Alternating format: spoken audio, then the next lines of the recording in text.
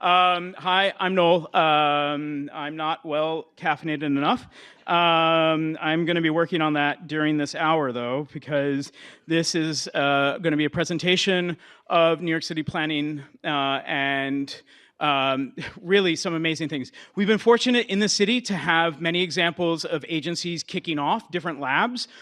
New York City Council, the Do It has started a mini lab, and it's great to see these innovations that are going on throughout the municipal ecosystem that are trying to create or creating efficiencies with technology inside of our municipal ecosystem. And it's a real honor to see the programs that have been established by planning over the last 2 years. Yeah, roughly.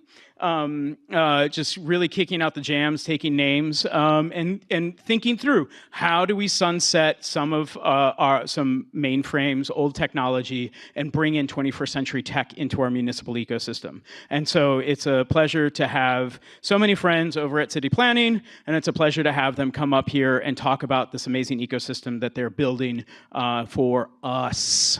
So with that, I'm going to hand this off to Hassan, who's going to start off this slide deck, right? All right, great.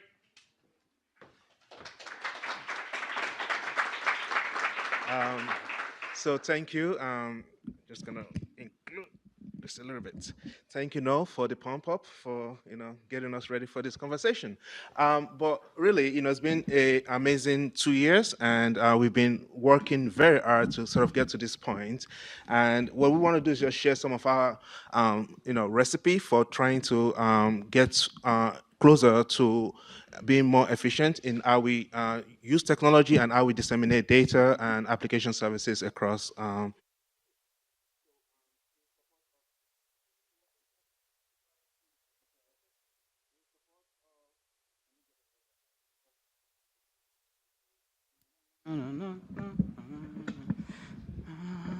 This is what high school AV club was all for. Thank you, Noel. So in support of Open Data Week, we have tremendous support of our folks here, John Kaufman, our Chief Operating Officer, and fearless leader when it comes to aligning what we're trying to achieve with technology with the business needs, and also we have leadership support from our different units in IT. So Chris Whong, who's going to be speaking in a few minutes, Lynn Seirup, Nilesh Pav, and as well as Steve Oliver, who is also going to be speaking in a few minutes. We pride ourselves in the data that we use in city planning and also the quality of those data sets. And by the sheer nature of data that we have on open data, I think, hands down, we've contributed a lot of data, and we're challenging the next city agency to do the same. But ultimately, what it comes down to is that, we want to aspire to do more, and, the agency's strategy in how we do that is actually triggering how we do that. So around 2017, the agency released its strategic objectives. It was essentially an attempt to sharpen the focus of what we deliver to New York City and make sure that the limited resources that we have are actually working on the most important things for the agency. So, from that perspective, what happened after that was that a thinking around the agency. So some of the critical thinkers around the agency, like John, Danny Fuchs, who's in attendance, started thinking about, how can technology help move this agenda forward? And during that time, we started thinking about a technology strategic plan that would sort of, move our technology workforce closer to the business priorities and ensure that we can deliver on this on this huge ambition. And again, very ambitious, as you can see, and I think you agree that, these 6 initiatives are very impactful to New Yorkers. This is how we shape the future of New York City. So moving forward, what we did, in the year and change, we worked on a technology strategic plan that focuses on 5 pillars. So, what the pillars are essentially trying to ensure that we we can deliver on the technology promises that was outlined through the strategic plan. And so the first one is around optimizing IT services delivery. So in a sense that we already have invested funds in technology. We already have services that we are providing. Through continuous feedback, we are saying that we want to improve. We want to hear about the product, how it's effective, and fine-tuning it or even discontinuing it, because at the end of the day we don't have unlimited resources. And if it is not effective in its purpose, making that a conscious decision to discontinue. So that was one, and it's essentially keeping the lights on and making sure that what we have invested in continues to be more effective for us. The second area in the pillars is around leveraging technology for agency effectiveness. This is where we are now trying to ensure that we are staying ahead of the technology innovations and making sure that we're harnessing the new ideas around technology and applying that to technology, to the application delivery, and also to analytics. And through this pillar, we've been able to sort of launch the Planning Labs unit. And Chris Whong will talk about his work and how he's pushed forward in that agenda. And also, we also continue to evaluate what kind of technologies are we using for analytics, for modeling, 3D modeling, and making a conscious decision again to not just go with the status quo and invest in other technology options. The third option around excelling at planning information and data stewardship is something that we've already done in the city, and we want to continue to do that. We want to ensure that we are organized in the way we create data, how we manage and maintain those data sets, and how we deliver that into the hands of our planners and the public. So with that, we're able to also focus all the different groups that manage data and make sure that they're one group. So Amanda, who's in the enterprise data management unit, would also talk about that effort and how we're using that to push forward digital service delivery. The fourth option, which is around support for public transparency and engagement. This is, in essence, the work that the agency does the most.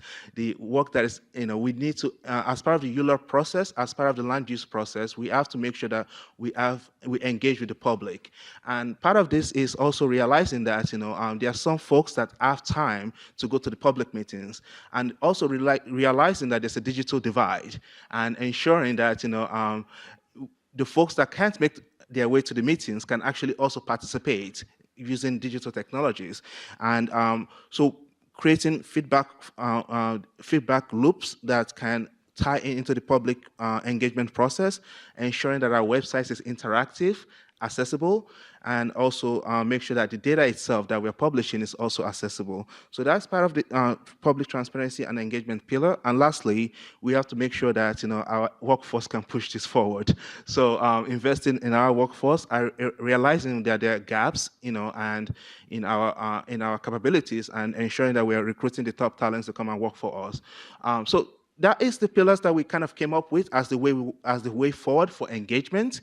It is again in support of the ambition of the agency, and there's already immediate results that we can actually point to as our success in this realm. But one thing I want to also point out is that as we try to trailblaze, as we try to be innovative, there are always constraints that government agencies have to sort of play within. And unlike startups where we could just we can buy equipment, we can change direction on software investment. In government, it's really hard. And some of the constraints, and this is kind of like the square of despair that you've seen in a lot of organizations. It's around procurement. They're very lengthy. Especially when you're trying to, again, think about this. We're trying to deliver services. We have limited workforce. Of course, the workforce that we have, we're targeting them to push those priority initiatives forward. There are things that we just can't do, and we want to do them. So, augmenting what we can do with our staff, with vendors and staff and consulting opportunities. But procurement is always going to be the bane of the work that we do. So so we always at least we're looking at ways we can augment our staff with consulting resources. Again, people would not want to hear that, but the stark reality is that it comes down to being able to being able to deliver services in perspective of the fact that the funding is always not also available. So and even within that constraint, the funding, even if it's available, there is constraints around what you can buy and what you cannot buy. So so that in a sense, we also have to be very conscious about that. And when we have opportunities to hire, we make sure that we hire the people that can make the immediate differentials, and for the talent that we have, just homegrown them, make sure that they are capable of and trained up, to ensure that they meet the future needs of the organization. In the area of governance, again, there's always a lack of, I would say, of governance at the data and technology level, and what we're trying to do moving forward as a way to mitigate those constraints is to ensure that we have a diverse technology and data steering committee. And there is also the perception that IT, as we're trying to evolve, is always the department of no. And I would say that it's highly recognized, and we're trying to do better, but that is going to be done with effective partnership with our business, weighing policies versus ease of technology use, and essentially coming to a conclusion as to the right way to move forward in the best interest of the organization and the taxpayers' dollars. Lastly, in the area of design, as you would, most of you have probably seen, most government technology tend to look a little bit, flat when it comes to the UI, UX, and the experience that the public gets for it. We're making a change in that aspect and ensuring that we are taking into account human-centered designs. We are also looking at the time it takes to actually execute. So, not having 2-year projects, not having 3-year projects where we don't see actually any return on investments. So we're looking into agility and making sure that we can produce in a timely manner. So in that respect, our IT organization has actually undergone a mighty transformation, and really it's an alignment of what we have right now and making sure that it actually is focused in the area of delivering impactful products in the area of data, application services, or or even long-term projects. So we've actually done that over the course of the past year, and the teams that you have here today are the result of that alignment. And the philosophy they bring to the work that we do is also very important. It's not just doing the work, but ensuring that they do it with and they aspire to the vision of myself, of John, and also of the agency. So that is where we are trying to get to, and I'm very excited today to open in the floor for the innovative leaders of this transformation to come and talk about the work that they do, and to also give us and share their thoughts with us. Lastly, one thing I wanted to also mention is that change in government is not easy. So we can't just blow things up and just start again. We have to be very conscious in how we move forward, and part of it is that if you want to change government, I would say, you can be an advocate like Noel has been all along, and, continue to, ask us the pointed questions. But, another way to change government is also to change from within, and I would say, that, changing from within means that you actually come and work with us and, and push that needle forward, push the agenda forward to ensure that we continue to be open, we continue to be transparent, and we continue to aspire to ideal of the public expectation of government services. So it's very important, and I hope to, see some of you in other government agencies this year, next year, so, but anyway, that's me trying to pitch for for recruiting. Lastly, I want to just highlight some of the key initiatives that have that represents the vision of where we're trying to go, and Some of those key initiatives are in the area of community engagement. We launched a site called Plan Governance last year that allows for communities to engage digitally. If you've not seen it, we're sharing this deck so that way you can actually take a look at it at your own leisure. But really, you could see the richness of information shared by the community. People who are passionate about improving their own lives, and they are willing to engage with us early on before we during the studies phase, before we actually go through rezoning and other land use actions. So this is one of many to come, and we hope that as we have more of these studies, we are going to be rolling out more sites like this. We also launched Zola, through the Planning Labs, and it really an attempt to visualize land use, zoning, and all development-related data in one platform. And again, it is we had an older platform, but now it's much more intuitive, and you can get to your information in fewer clicks. And really, the team has spent a lot of time thinking about how they want to present the data and how easy it is to access it. So kudos to the labs team on that. In addition, as well, we have launched community portals, which is data insights, which provides data insights about characteristics of New York City communities. It is a wealth of information. If you want to know what is the makeup of your community districts versus another community district, and being able to see that comparison in one portal, and you can see how well you fare. Again, we're trying to very much not to make it a competition of whether one community district is better than the other, but it's data driven, and we're not making any assumptions about whether a community district is better than the other, but it is. The proof is in the data. Lastly, we went above and beyond for open data in 2017, and we released a multi-year archive of all our data sets, so going all the way back to 2001. Again, this is not part of the open data mandate, but this is what city planning has done all along. Before there was open data law, we've always had the bite of the big apple product, and we've released this data, publicly, and we continue to, aspire not just to to release data, but release it, with the quality, and also support, the folks that will continue to do data analytics in the research positions. 2018 continues to be a good year for us. We are going to be launching a digital submission, a system for submitting land use records digitally, and actually actioning on those submissions, and communicating with the applicants in a completely digital format, and that is going to be a huge transformation for our organization. And it's in a sense, we will launch the first release in under 9 months. It's still a long time, but it is a system that will be impacting almost all of our workforce, and also the general public at large.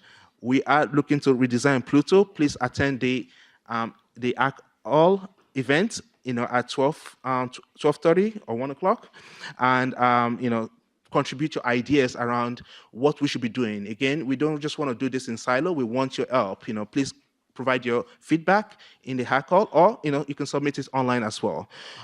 We continue to make our website interactive and accessible, and making sure that folks that have disabilities can actually get to the same level of information. So this is the issue of equity, and we want to aspire to ensure that we provide the right constructs within our website to allow for that level of accessibility. Lastly, we want to continue to understand the community needs that drive the budget request process. So, and we're planning on starting a new project that actually would be focused on how submit this community needs information in a way that is not, again, a chore. It's a yearly routine and an annual project that we have to do, and we want to make sure that our agency is providing the best platform that allows the community board to submit this information in an intuitive way. So I know that there's fantastic folks that are coming right after me to talk about the products and their visions for how they build products. But I really thank you for staying today to hear about some of our paths forward, as an agency. Thank you.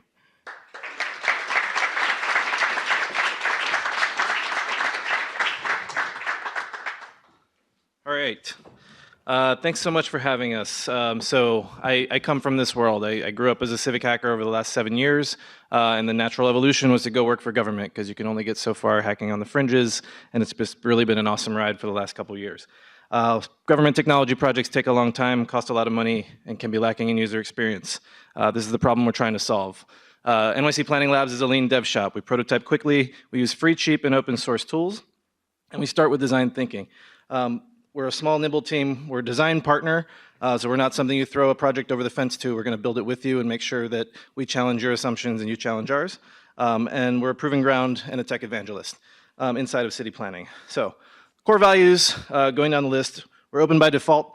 We build with and not for. We ship early and ship often, and we document and disseminate the entire process.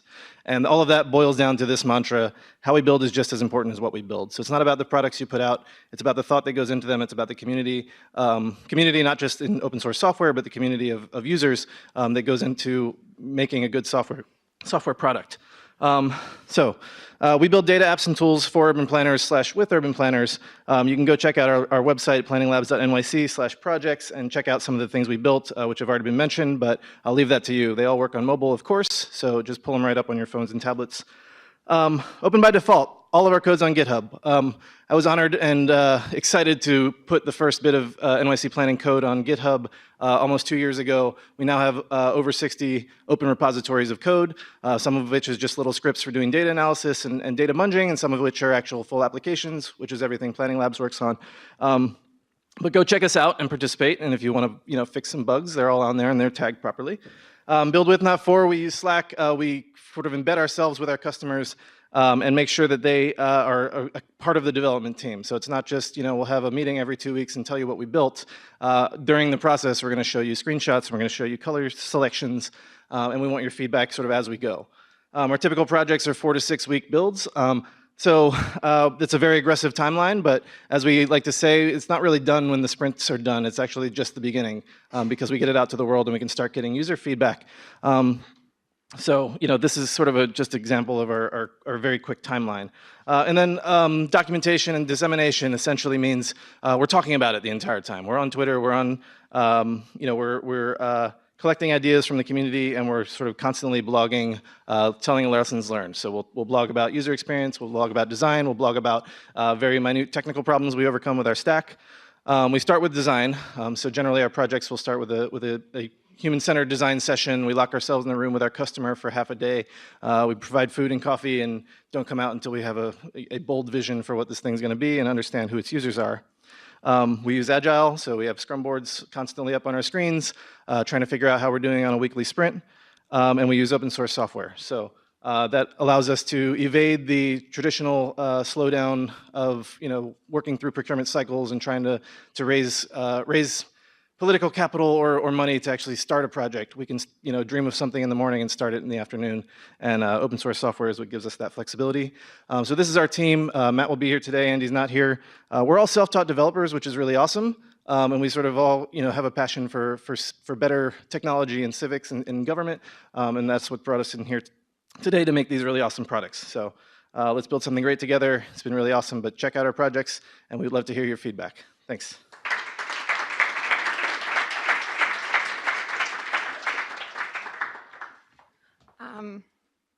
Morning. So I'm Amanda Doyle, and I joined City Planning 2.5 years ago. And 2 weeks ago, I started the Enterprise Data Management team. And so I joined City Planning because there was a challenge of I know that there's data out there on this thing, and I can't get it, so please build it, because a lot of information in the city can look like this, which is really valuable, but not necessarily accessible. And so what I really like doing is taking stuff that looks like this and making the data format so that it can be consumed with things that Chris builds, and it can look like that. So you can put it on a map, you can click around, and really just make the data more consumable for more users. How do we do this? So really following Lab's philosophy of using open source technologies so that everything is reproducible. So it's all on GitHub, and you can do a pull request and really try to build these things on your own, and things aren't locked on people's computers or on drives, so that if someone's computer dies, not all the data are gone, which is a scary thought. But why are we doing this? And so, a philosophy is like really to foster more strategic and collaborative planning through data and technology. Like this is a core goal, to really get people thinking about how they can use data to really inform their decisions when it comes to making policy that ultimately shapes our city. So really to, take data from an Excel format or from email and do more of this, like, do what more Chris is doing and really make data, available online in accessible format so that anyone can get at it, which is a huge goal. But, city planning, we have lots of data, which is awesome.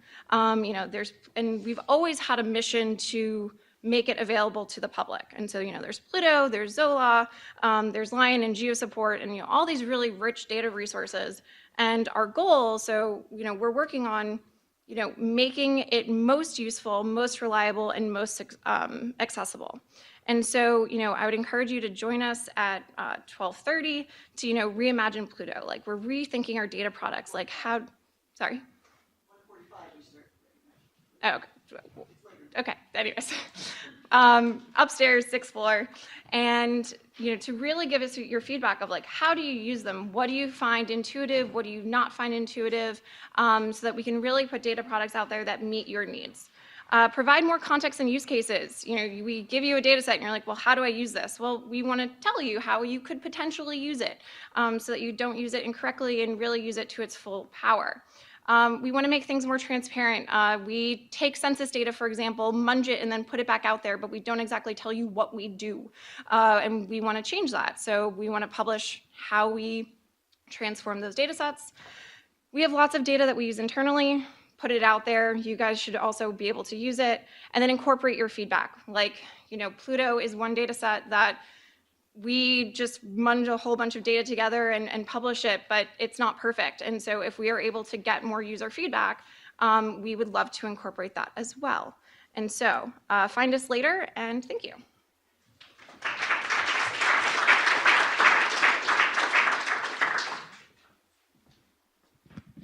Hi, I'm Steve Oliver, and I've been at city planning since when dinosaurs roamed the earth. I've been with GeoSupport nearly 30 years now. Quick question, how many people have ever heard of GeoSupport? Raise your hand. Oh, so we've got a fair number of users, not a lot, but a fair number. GeoSupport, let me see here, go to the next one. Just the arrow. Okay, the official definition is it's a suite of software that integrates software with New York City data. It's a geolocator, and you put in an address and you'll get back lots of geographic or district-based information. There's a lot of geocoders out there, and the big question is, why would you use GeoSupport? And the first answer is, it's New York City specific. If you go out, or you live in Queens, or you go out to Queens, they've got an addressing scheme that doesn't exist in anywhere else in the United States. Most geocoders are very generic. We're New York City specific. Every time there's a street added, and the city council adds streets all the time, we get that into our street name dictionary, and it's available for people to use and geocode with.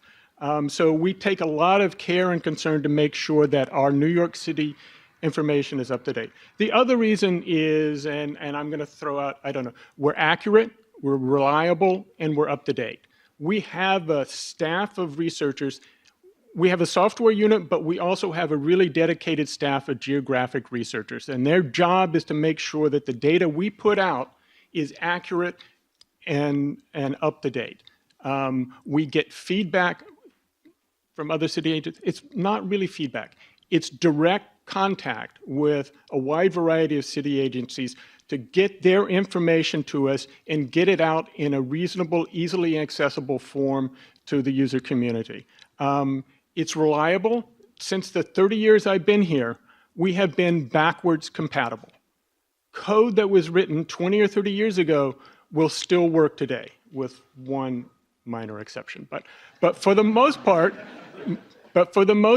if you write code and you want that application to run, we will be there next year, we will be there the year after, and we will be there 10 years down the road. And you can rely on us for that data.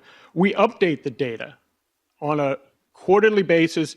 We get this feedback from city agencies, as I said, and we make sure it's in accurate form, and we push it out to people on a quarterly basis.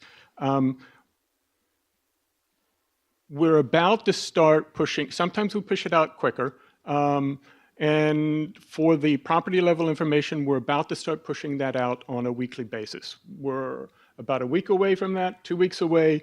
It's going to be close. So you're going to start seeing changes to tax property on a weekly basis and not on a quarterly basis, and that's going to be a tremendous change. We provide a variety of inputs. Most geocoders do this too, but we allow you to put in an address, an intersection, street segment between two cross streets. You can even put in Broadway, and we'll return you every intersection along Broadway. You can put in a borough block and lot, which is critical for a lot of people's applications. They need to find out what addresses are on a specific property, how many buildings on a property, what are the buildings on that property. If you go to the finance system, they only have one address per tax plot. There are an enormous number of lots in the city that are corner lots. They've got 2 addresses at least. There are a lot of addresses, tax lots. I'll give you the outlier. Breezy Point in Queens, 3 tax lots. The smallest tax lot, I think, has 500 buildings on it.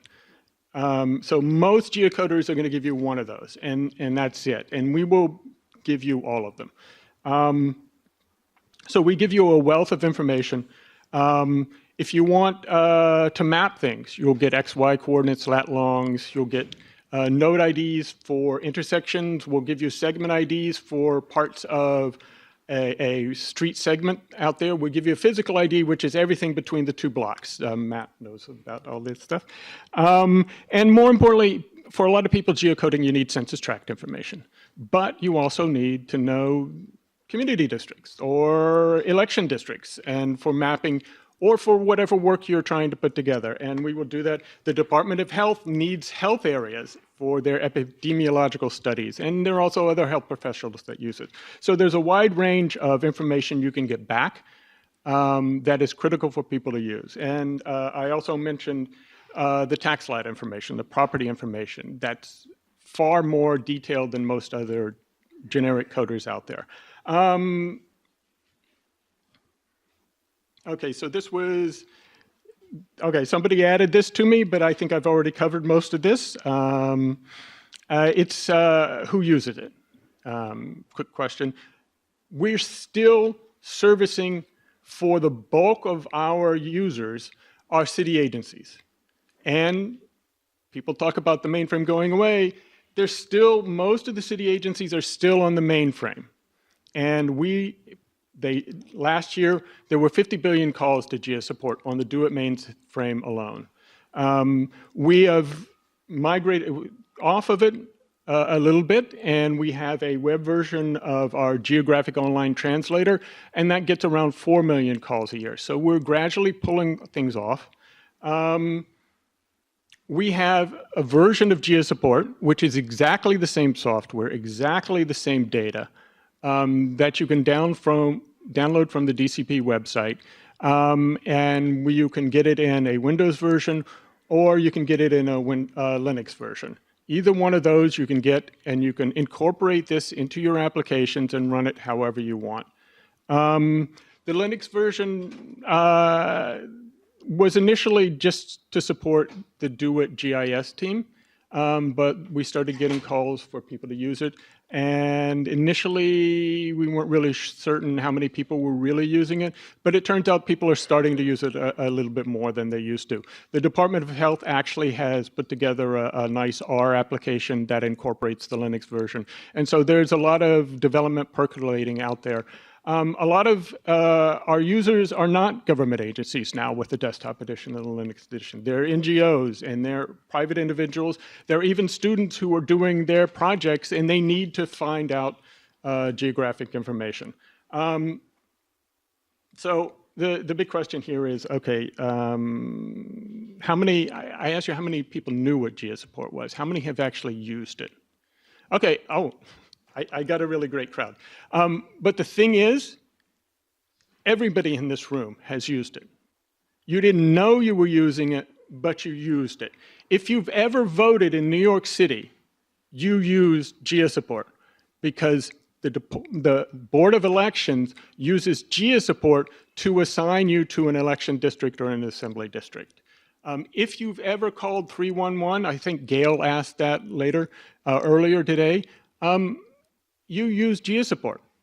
They take your information about where you are, they call GeoSupport, they get the geographic information, and then that goes to the data analytics people. And so I think, I forgot who it was, talked about coming up with an open data portal for some of the 311 data. All of that data going in there was geocoded by GeoSupport. And so we are a utility that is used throughout the city, and we hope to continue this. And we're not really like City Labs. We're not an end user application developer. We do have GOAT and we do have GBET. Those are utilities to use GeoSupport. We are a utility which we hope other agencies incorporate into their business needs, and also we want to help support the community out there in what they are trying to do with their applications, whatever it is. And so the real reason we're here is we want your feedback. We want to find out if you've used it, what went well with it. If you used it and things didn't go so well, we want to hear that. And we want to hear what suggestions you have about what data we should try and add. We've been very responsive to city agencies throughout the years, adding new data items that they need. Department of Sanitation recently rolled out a organics recycling program. And we've been constantly working with them, and sometimes on a monthly basis, rolling out the new districts that they're rolling out that month. And so we have a wealth of information. We have a nice platform that people can get access to. And we really want to hear your feedback. We really want to see you using this and get your ideas on some ways we can help improve it.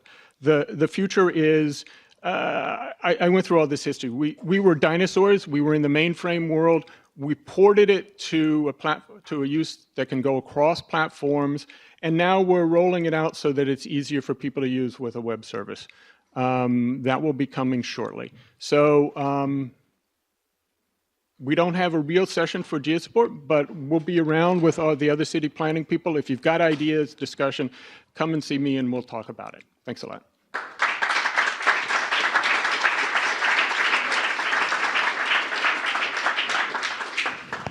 All right, who's going to be answering questions and engaging in the panel? Which one of you? Okay, one.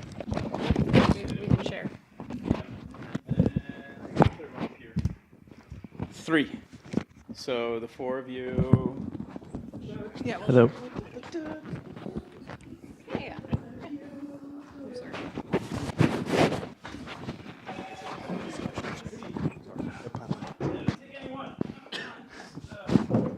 Bring it. Can you actually bring that other white one over here?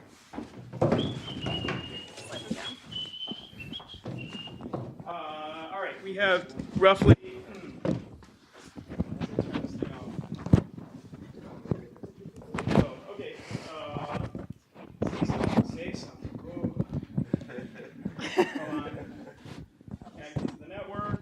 And we are connected. Weird. Okay, sorry. See something says. Did anybody know that that's actually trademarked by the MTA?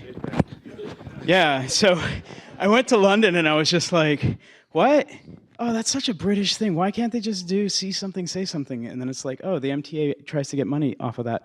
Okay, so I'm going to ask a few questions, a moderator privilege. I'm going to ask the toughest, most pressing question possible. And then in the last, let's see here. We're going to 12:30, so that means that we have 21 minutes. So hopefully the last 10 minutes are going to be some questions. Actually, screw it. If you got questions for them, who's got questions for oh, wait, hold on. Keep those hands up so I can see where they're all at. Okay.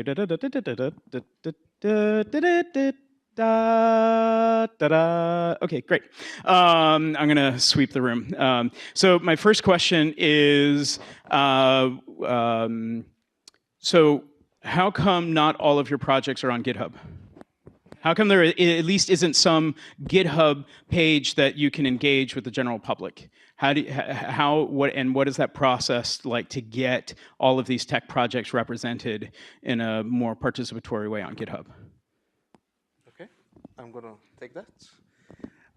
As I mentioned earlier, the process of change is slow, and but what happens is that we have a alternate version control system that is not GitHub, that has been historically used, TFS, in some groups. So we can just abandon the one version control system and go to another overnight. So new projects are definitely going on GitHub. Some of the projects that Steve's team actually built, the MK docs, the interactive documentation of GeoSupport actually went on there. So it's slow, but eventually we're getting to a point where we start using more and more version control system and making that conscious decision. Another reason as well is the fact that there's a separate development team that actually uses the integrated Microsoft development environment, which integrates with TFS very easily. So again, there's some institution there, but we're also trying to make sure that, where possible, we're also reassessing what's possible. Great. And I'm going to follow that up with really one of the toughest questions as someone who's done technology within government. What has been the top 3 institutional challenges to do culture change in the organization? And you can say pass. The top 3 for culture change. I mean, one definitely is one thing I've already said earlier. I think there is and Chris and myself talk about this, there has been a sizable investment in certain technology, which also drives how we react to things moving forward. So there's that decision that has been made, within our group, external to our group, that now impacts the way we operate. So I'll say, from that perspective, those investments kind of, have kind of been cemented, and we're trying to chip away a little bit at it. The other is, I won't call it a barrier, but I think, we, from a workforce development, we've definitely, we've invested again in, certain skill sets, and that is hard to change. So we actually almost have to continue improving in those space as well and innovating in those space, because as it is a function of the times, and we try our best to make sure that in whatever technology platform. And remember, I showed that utility knife, Swiss Army knife. Really, when it comes down to it, how can we deliver based on the teams that we have, and how can we do that quickly? And that's our objective, So perfect utility knife. But ultimately, that's what it comes down to, that we are trying to ensure that, whatever silos that we have produces innovations for the city of New York. Well, we're very fortunate to have you. How did you get hired? How were you selected? How did they find you? Someone actively recruited. No, I'm just kidding. I applied. You applied. See? So if you want to hack city government, the first thing you have to do is apply to work in city government. Could I just say, I met Hassan at the Code for America Summit in 2013 or 2014, maybe? Yeah. Which he was not in the position he is now, but I think it speaks volumes about he was already a government technologist, but went to the Code for America Summit to expand his horizons a little bit, and I think that probably it speaks volumes about his vision and that he's progressive about this sort of thing. So that's a great plug for the Code for America Summit, which is going to be happening at the end of May in Oakland, California. We'll be ensuring that people are aware of how to attend. Where were the hands over here? I saw. Yeah, hi. If you're going to ask a question, please say your name, maybe an organization if you're interested, and then be short. No statements, true questions, please. Yeah. So hi, my name is Trisha, and I'm going to be speaking a little bit later. I'm doing a session on middle school applications through the Department of Education and data and how it's available. And I'm curious, it sounds like most of you sort of operate with your clients being other city agencies. Is that correct? Or no, it could be outside external agent. Oh, that's interesting. So I'm curious, I guess, to what extent you also work with or might work with the Department of Education, particularly around things like defining and, on the geocoding stuff, districts, zones, locations, constantly moving schools, where are they located, and then on any other aspect that you might work on in terms of making sure that the school data is constantly available and updated and accessible to the third party. So if anybody can speak to experience in that area. I can speak a little bit, but actually the Director of Enterprise Data Management knows a lot about schools. And do you want to take that? I know you're not on the panel, but...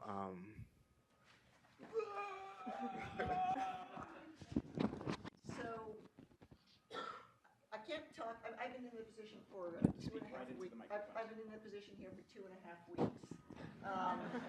So Hassan is... You talk, I hold. I'll hold it first, okay.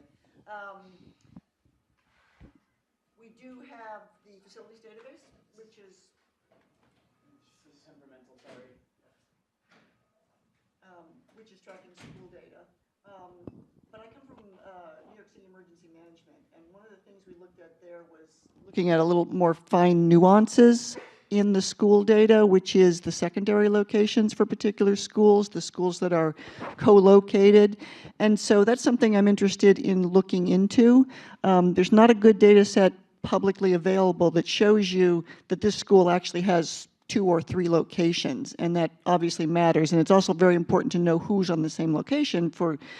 The health department was interested when we had the H1N1 outbreak a number of years ago.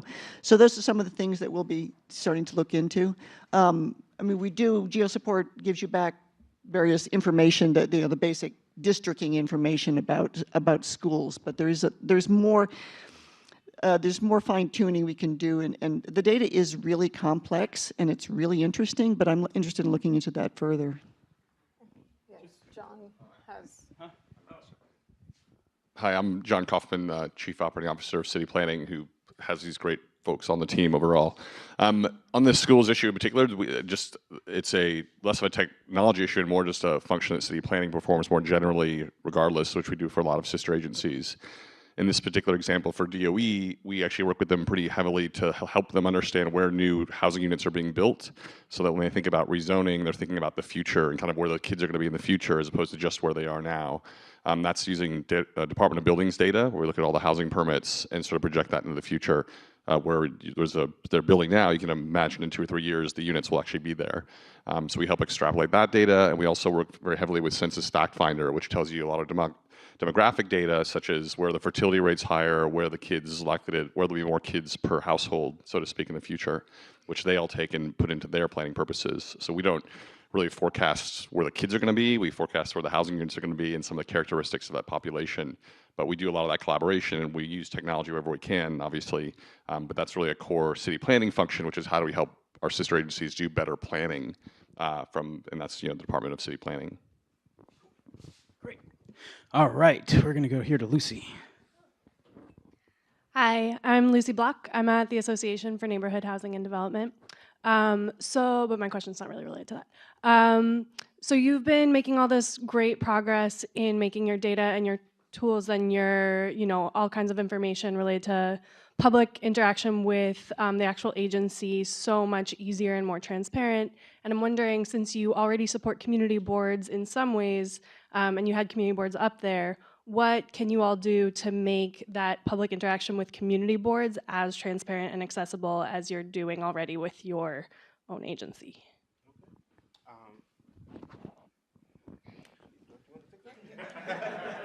That's a policy question around overarching. I'm not sure why these are all coming to me. On the community boards overall, we do a lot of work with that generally. You know, we have 200 city planners who use these technologies that this team builds, and they're all assigned to community boards, and they work with them quite regularly to help support them and make as much data as possible. There was a fantastic application by Chris Whong and his team in Planning Labs called the Community Portal, which we released late last year. Has everyone here seen that? Who's seen that? Great. So it's a really great tool and a great example of what this team can do in 5 weeks, which is really to think very carefully about the end user, the community boards, and the public generally as to what are they looking for. And all that stuff that's on there was just on, I don't know, 50 different city websites. Like it wasn't like we had to go find the data. The data was there, but you had to present it in a way that was really helpful, easy to access, easy to download, and that's kind of what that was all about.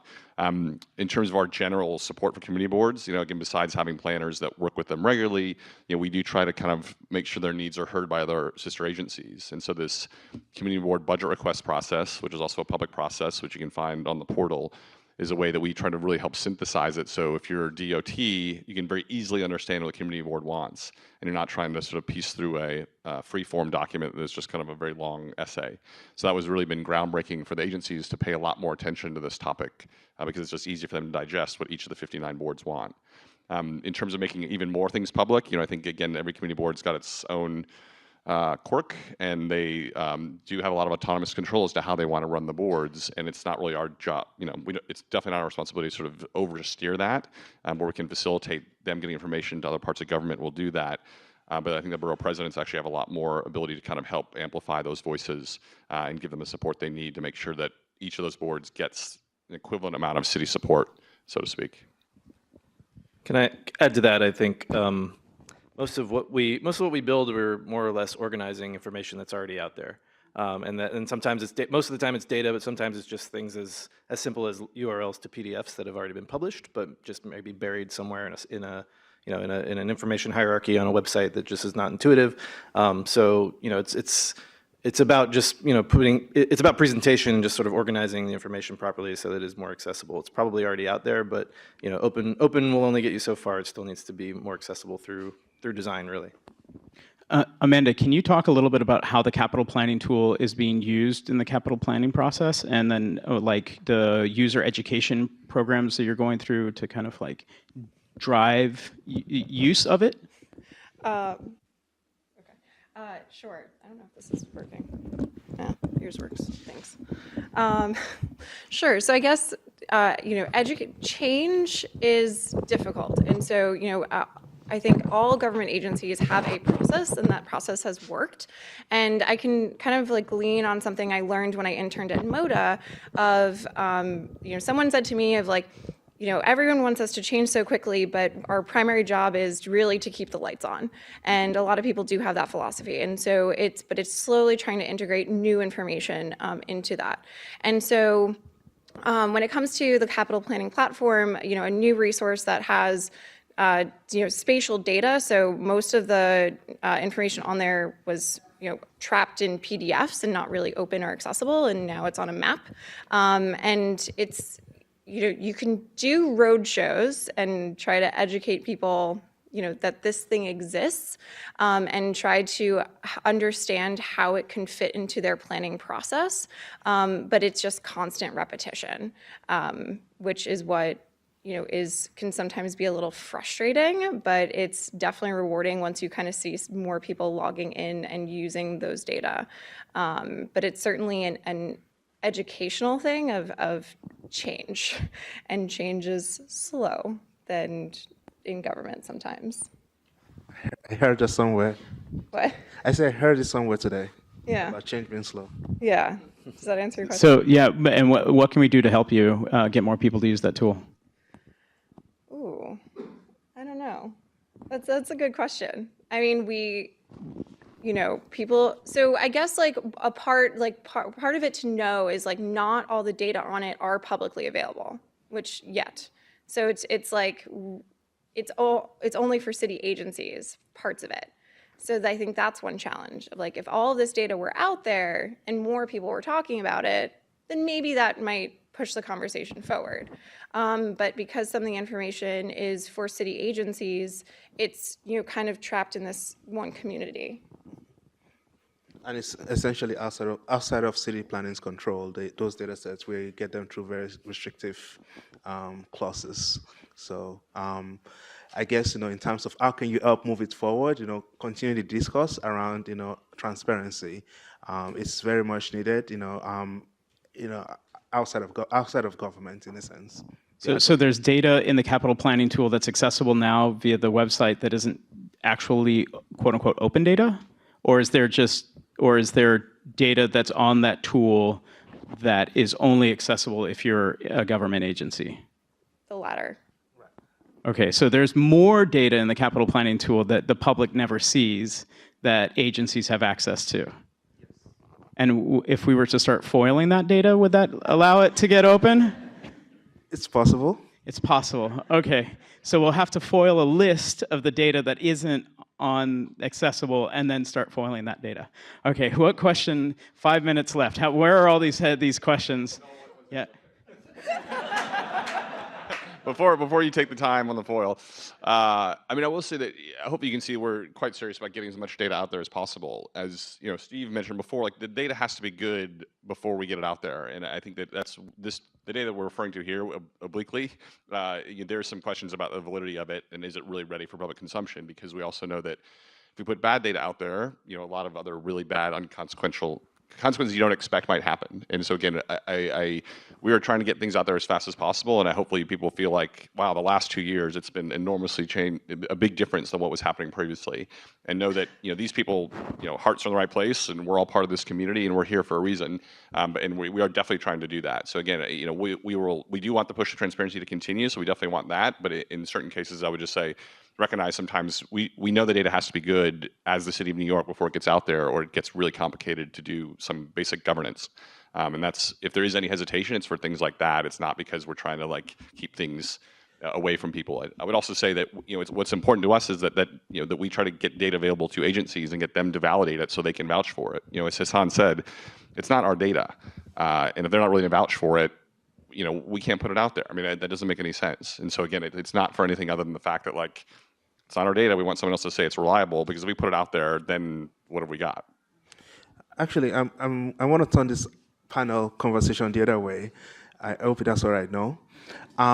So philosophically, with respect to open data, how does the community feel about government putting data out that is not of the best quality? And one challenge that we kind of face most of the time, especially as we release data, is the misinterpretation of data for other purposes that was not intended. And I'm just kind of curious as to the sentiment across. So hopefully, I can sort of turn this a little bit around and just ask that question broadly. Well, I will start off with that culture change is hard. It takes time. You got to do it step by step. We're slowly seeing the evolution of, the last 2 days, the MODA team and Do It hosted engagements with open data. It was the very first training of the open data coordinators. And Albert Weber, who's from Do It, had a really great line, which is publishing data is the first step in civic engagement.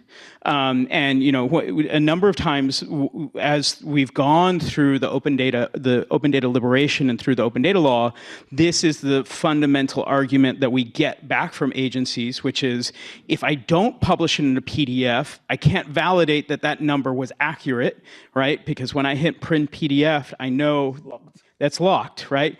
But if I publish it as a table, I can't validate that number is accurate.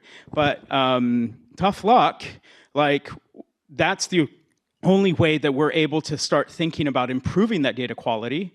When we start using the data in tools like BoardStat, I can point out all the issues that come through the geocoder in regards to Community Board 1, right? And they're very specific, nuanced issues that are wow, the fudge did that happen? And that hopefully creates a long tail civic engagement cycle. But you got to publish the data and then be receptive to the fact that you have to accept comments, right? And then those comments, once you've received those comments, you have to take action on those comments. Because if you don't take action on the comments, then why in the heck are you publishing the data for engagement anyway, other than for us to ridicule the fact that this data is inaccurate?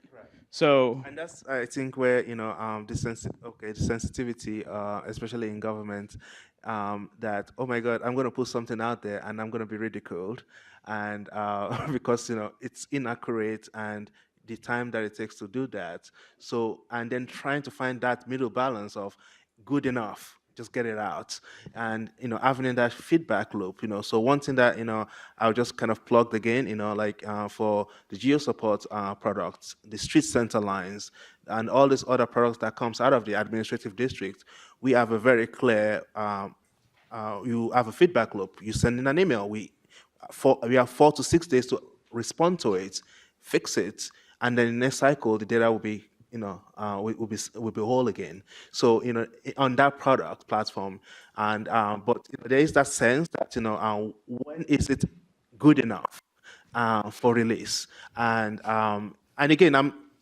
not saying that this is a reflection of of the old agency. I'm just kind of talking philosophically about what exactly at what point does the community go, you know what?